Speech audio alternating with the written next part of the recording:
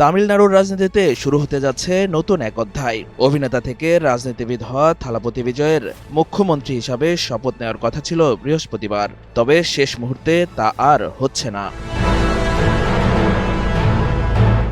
থালাপতি বিজয়ের আজই মুখ্যমন্ত্রী না হতে পারার কারণ হিসাবে বলা হচ্ছে, এখনও সরকার গঠনের জন্য প্রয়োজনীয় সংখ্যাগরিষ্ঠতা নিশ্চিত করতে পারেননি বিজয়ের দল টিভিকে। রাজ্যের গভর্নর রাজেন্দ্র বিশ্বনাথ আর্লেকার মনে করছেন, সরকার গঠনের মতো পর্যাপ্ত সমর্থন এখনও তাদের হাতে নেই, তাই আপাতত শপথ অনুষ্ঠান স্থগিত রাখা হয়েছে।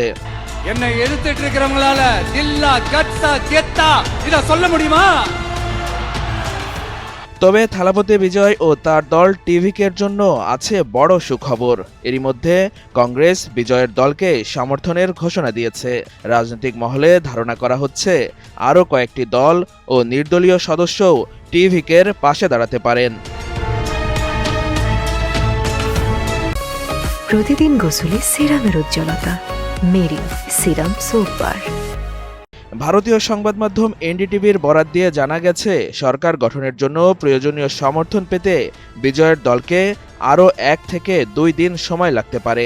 জানা গেছে, রাজ্যপাল ইতোমধ্যে তামিলনাড়ু বিধানসভা ভেঙে দিয়েছেন। এরপর তিনি কেরালার উদ্দেশ্যে রওনা হন। সেখানে তিনি অতিরিক্ত দায়িত্ব হিসাবে রাজ্যপালের দায়িত্ব পালন করছেন।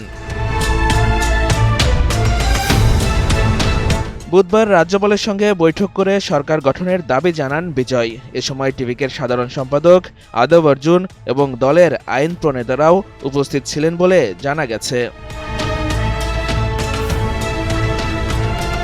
উল্লেখ্য, নির্বাচনে 108টি আসন জিতে একক বৃহত্তম দল হিসাবে উঠে আসে টিভিকে। তবে সরকার গঠনের জন্য প্রয়োজন 118টি আসন।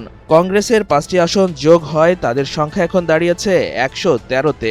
যদিও বিজয়ের জেতা 2টি আসনের মধ্যে একটি বাতিল হয়, সেই সমীকরণে কিছুটা জটিলতা তৈরি হয়েছে। এখন সরকার গঠনের লক্ষ্যে টিভিকের দরকার আরও 6টি আসনের সমর্থন। সবকিছু ঠিক থাকলে খুব শীঘ্রই বিধানসভায় সংখ্যাগরিষ্ঠতা প্রমাণের লড়াইয়ে নামবেন থালাপতি বিজয়। তবে কংগ্রেস ছাড়াও আর কোন দল বা নির্দলীয় সদস্য বিজয়ের পাশে দাঁড়াবেন, সেটি এখন তামিলনাড়ুর রাজনীতির সবচেয়ে বড় প্রশ্ন।